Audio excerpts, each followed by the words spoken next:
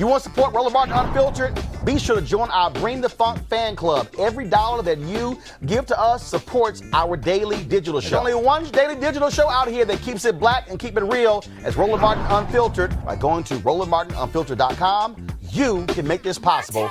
Daniel Pantaleo, the New York City police officer seen on video using a chokehold during Eric Garner's deadly arrest 5 years ago, fired today by the New York Police Department Commissioner. Conference. Here's what he had to say. When the second officer observed Mr. Garner hand out cigarettes in exchange for money, they approached Mr. Garner to make an arrest. That offense could have resulted in a summons, but Mr. Garner refused to provide identification, which meant he would have been brought to the precinct for processing. For several minutes on that widely viewed video, Mr. Garner makes it abundantly clear that he will not go willingly with the police officers. He refused to cooperate with the arrest and to comply with lawful orders. The video also makes clear that Officer Pantaleo's original efforts to take Mr. Garner into custody were appropriate, and that he initially attempted two maneuvers sanctioned by the police department. Every time I watch that video, I say to myself, as probably all of you do, to Mr. Garner, don't do it. Comply. To Officer Pantaleo, don't do it. And therefore, one of the great challenges of the police profession here in New York City and elsewhere will always remain arresting someone who intends to resist that arrest. Communication and de-escalation techniques are employed where possible, but more often than the police and the public alike would prefer, varying levels of force are used to ensure compliance. Society gives our police the legal authority to use acceptable levels of force when necessary, because police cannot otherwise do their job. It is unlikely that Mr. Garner thought he was in such poor health that a brief struggle with the police would cause his death. He should have decided against resisting arrest, but a man with a family lost his life, and that is an irreversible tragedy. In this case, the unintended consequence of Mr. Garner's death must have a consequence of its own. Therefore, I agree with the Deputy Commissioner of Trials' legal findings and recommendations. It is clear that Daniel Pantaleo can no longer effectively serve as a New York City police officer. And of course, the patrol union, the police officers union, they were not happy at all with that. Of course, blasting the commissioner, saying that he did not follow procedure. Really? It's been 5 years, this guy using an illegal chokehold, and you're saying he didn't follow procedures. Okay. All right. I see how we want to roll with that one. Let's go to our panel here. Of course, Mike Brown, former here. Shannon Wright, of course, she also is out of Baltimore. And we have Brooke Thomas. She's a journalist with the Young Turks, joins us via Skype as well. Brooke, I actually want to start with you, Michael. Here's what's amazing here. Okay, 5 years. 5 years this guy was since he killed Eric Garner. We saw the video. We all saw it. Illegal chokehold. And the medical examiner ruled it was a homicide. And for the police union to act as if somehow this guy should not be held liable, wasn't indicted by the Staten Island District Attorney, and getting fired, now he wants to sue as well. The only way you stop these cops from this sort of stuff is when they lose their job and lose their pensions. Well, I mean, it's interesting, that statement that the commissioner made. I mean, remember the game Twister? You had to put your hand on the red or the green. He was bending himself in so many different pretzels as he read that statement to make sure he protected the integrity of the officer, but then said, well, somebody lost their life, so there has to be a consequence. You know, and all of it, he didn't resist. How about only if you didn't do a chokehold? Right. How about only if you didn't stop somebody for some allegedly loose cigarettes, which actually there were no loose cigarettes after we discovered that later as well. And no weapon. So, I mean, you know, how many officers did it take to knock him down? Was it 3 or 4? Right, and the only person who's gone to jail is the guy who shot the video. He should have been, frankly, fired, or at minimum, he should have been put on administrative without pay. See, that's also how you do it. Right. Without pay, he's not fired yet, but while the investigation goes on, he has to find another job until the investigation's over. Shannon, we have seen stories like this repeatedly. I get it, union, you want to protect, your officers. But what the public also wants is they want these cops to finally wake up and say, yeah, you know what? One of us screwed up. And this whole we call for a vote of no confidence, all things along those lines. And he goes, well, you know, the commissioner, yes, the commissioner did initially come out and say it was justified because the commissioner was doing what they backing up their people. But then when they saw the video, it was kind of like, it's now a little hard to play that game. People want to feel safe when they call 911 if there's a problem.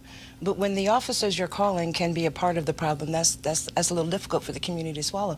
And the key thing here was illegal chokehold. You know, when folks of color get stopped for something illegal, it's illegal, and that's that. You're punished. But we have to be fair and accountable across the board. The illegal part means there has to be consequence. This man died from an illegal move. But they also claim they try to claim it wasn't an illegal chokehold. It was something else, as if we actually didn't see. Like our eyes were telling us something totally different. Because what had happened was the fact that they cut off his air and he was an asthmatic made him have an asthma attack. But had the arm not been around his neck in the illegal chokehold, it might not have caused the asthma attack. So there has to be accountability across the board. Brooke, it is interesting again the fact. Finally, a sense of justice for the family of Eric Garner. It has been tumultuous for them. Of course, not only Eric Garner dying, his daughter suffering a heart attack after she had a child just 3 weeks ago. His stepfather walking his daughter down the aisle at her wedding in Jamaica collapses from a heart attack as well. He dies. The funeral was just over the weekend. I mean, you're talking about they have been hanging in there, but finally a sense of justice with Pantaleo today being fired. Yeah, finally, I guess this is the best type of justice that we could expect. There really can't be, I think, justice when somebody loses their life. It's horrible just thinking about the toll that this has taken on this entire family, but it's what you can expect when somebody loses their father, their son, their brother. It's absolutely what you can expect. I think what's another side of this that was most important for me is that everyone involved should be focused on the best policing, not protecting this one officer, not, making sure he gets paid. He's been paid by the taxpayers for the past 5 years. Paid and got raises. To everyone. And got raises. In New York City. And got raises. Yes. He's a dangerous person. Yeah. He should not be on the streets of New York. He should not be patrolling the streets of New York. He is dangerous to the people of New York. He should not be a police officer. It's not even, that aspect isn't even about the safety of the people that department is supposed to be protecting. It is again. It is amazing when you look at what is actually taking place with this case. 5 years and again, Shannon, we can go down the line. I mean, case after case after case of officers not being held accountable. Mm-hmm. But the other issue is that the administrative judge ruled that basically he lied. He lied, and there were other cops involved here who also lied. Every single one of them should lose their job. But they're not going to do that. Just the fact that the one that, quote, caused the death is the only one that they're going to look at. Again, they're not going to do all that they can do to make the public feel better because their concern is that it erodes their ability to do their job, and I get it. But then stop doing things you don't need to be doing. Well, for me, the eroding your ability to do your job is when you also lie. And I'm sorry. That goes under the stop doing things you shouldn't be doing. If I lied on a police report, mm-hmm. I can get charged. These guys can lie, Michael, on a police report and go, that's you can modify it later. We're trying to make the case. Well, it's the what's it called? The Blue Code of Silence. What's the little acronym? Yeah. And the umbrella is we're putting our lives on the line every single day, protecting these communities. We have to have some backstop to protect us. And if we feel like our life is threatened, if we feel somebody's not complying, we have a right to do what we need to do, no consequence. And frankly, the way the laws are, there haven't been a lot of consequences at all in courtrooms around this country. Again, he wasn't indicted, Brooke. He's now being fired. He's going to sue. But we know of other cases where officers sued to get their jobs back, and they got it back. Yeah.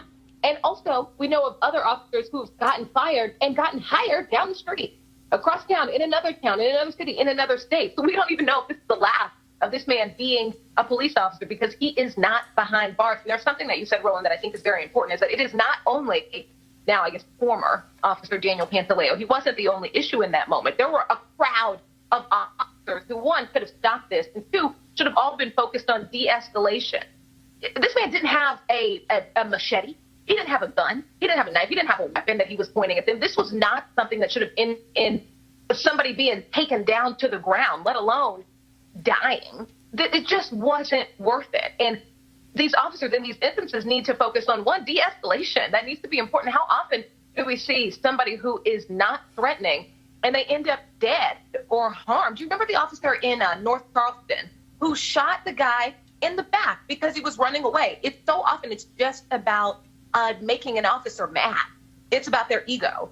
Their job, what their responsibility is, completely goes out of the window. And then you have this system that is broken, and you have other officers either participating or standing by and not stopping it, not doing anything. Everyone should have said, hey, get your arm off of his neck. Stop. It just wasn't that important of an arrest at all. And we end with someone whose life is lost and a bunch of other officers that I don't think are responsible enough to be on the force. I concur. Well, we'll see what happens with those cops.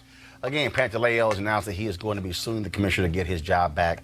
So this case is far from over. Guys, Roland Martin Unfiltered video in just one moment. Live Luxe Jazz is the experience of a lifetime, delivering top-notch music in an upscale destination.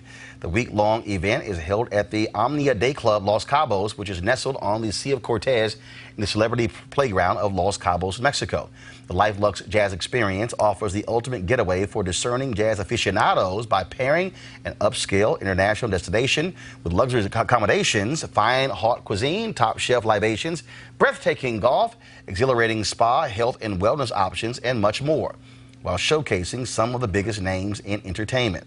The second annual Live Luxe Jazz Experience continues to build upon its success and heritage with Jazzing Around Los Cabos, a celebratory expansion of accomplishing its goal of sharing all of the finest of the destination has to offer, including daytime excursions and mini concerts, including the Spirit of Jazz Gospel Brunch and Jazz Sunset Cruise. Confirmed guests, comedian actor Mark Curry, along with Gerald Albright, Alex Bugnon, Raul Madan, Incognito, Pieces of a Dream, my man Kirk Whalum, Average White Band, Donnie McClurkin, Shalea, Roy Ayers, Tom Brown, Ronnie Laws, and Ernest Crowles. For more information, visit the website at lifeluxejazz.com. That's lifeluxejazz.com. Now back to your Roland Martin Unfiltered video.